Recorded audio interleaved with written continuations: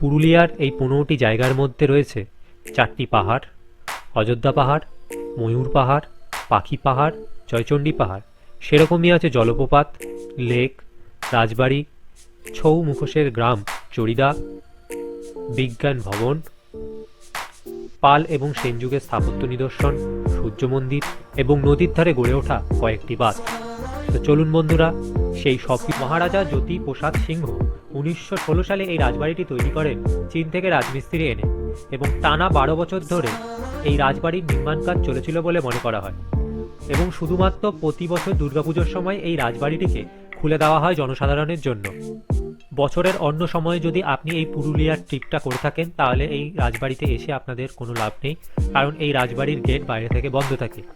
বছরের অন্য সময় এলে আপনারা ডাইরেক্ট চলে যান জয়চণ্ডী পাহাড়ের উদ্দেশ্যে। এই জয়চণ্ডী পাহাড় জয়চণ্ডী রেল স্টেশন থেকে মাত্র 1.5 কিলোমিটার দূরত্বে অবস্থিত এবং আদ্রা স্টেশন থেকে প্রায় 4 কিলোমিটার দূরে অবস্থিত।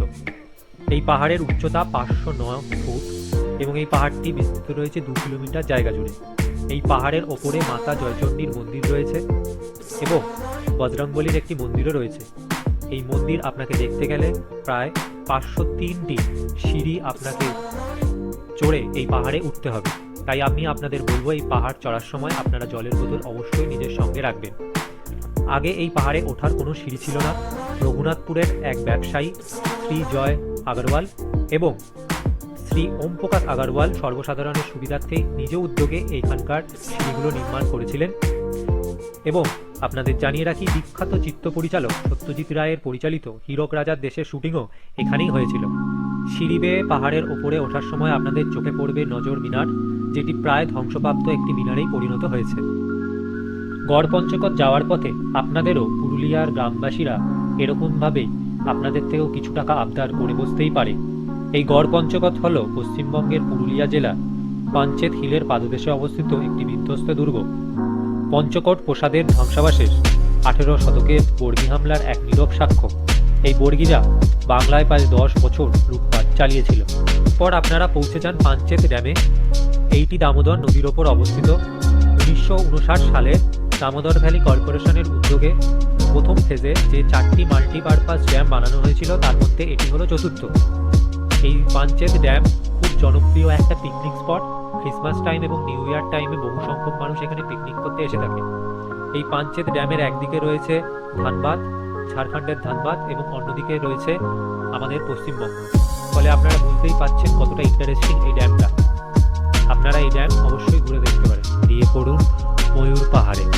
এই ময়ূর পাহাড়টা পড়ছে হচ্ছে অযোধ্যা সার্কিটের যে সাইট সিন আছে সেগুলোর মধ্যেই পড়ছে। এই ময়ূর পাহাড়ে একসময় এই পাহাড় থেকে ময়ূরের ডাক শোনা যেত বলে এই পাহাড়টাকে ময়ূর পাহাড় বলা হয়।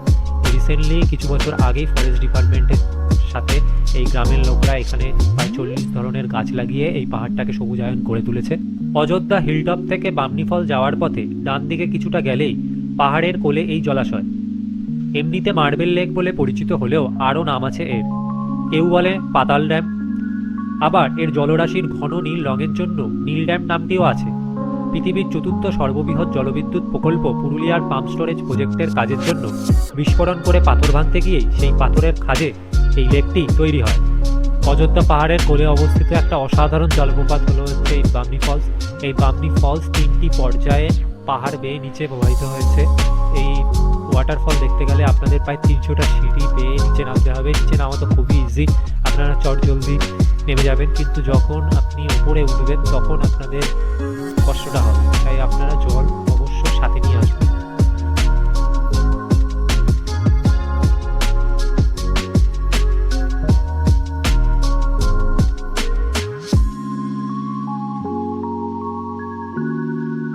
এরপর ঘুরে নিন আপার ড্যাম এবং লোয়ার ড্যাম।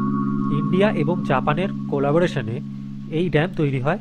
দিনের বেলায় যখন বিদ্যুতের চাহিদা কম থাকে তখন লোয়ার ড্যাম থেকে আপার ড্যামে মোটরের মাধ্যমে জল তোলা হয় এবং রাত্রিরে ঠিক এর উল্টোটা করা হয়ে থাকে, আর তার মাঝখানে টারবাইন ঘুরিয়ে বিদ্যুৎ উৎপাদন করা হয়। আমরা পুরুলিয়ার যে ছৌ নাচ দেখে থাকি তার মুখোশই তৈরি হয় এই গ্রামে।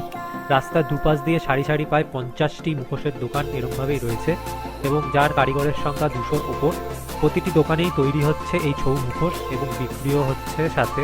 নেক্সট জায়গা হলো হচ্ছে পাখি পাহাড়।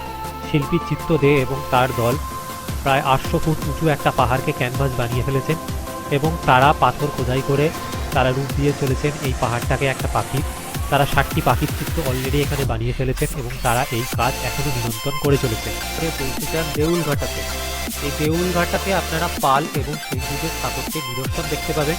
এখানে অনেক জৈন মন্দির আছে, এখানে প্রায় 15টি মন্দির আছে, যার মধ্যে 2টি এখন এই বর্তমান অবস্থায় রয়েছে। কিছু বছর আগে এখানকার সব থেকে বড় মন্দিরটি ভেঙে যায়।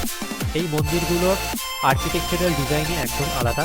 যত উপরে যাচ্ছে এই মন্দিরগুলো তত শুরু হয়ে যাচ্ছে। এই দেউলঘাটা কংসাবতী বা কাশী রিভারের পাশে অবস্থিত। এই কাশী রিভারে আপনারা কিছু সময় ঘুরে বা টাইম পাস করতেই পারেন।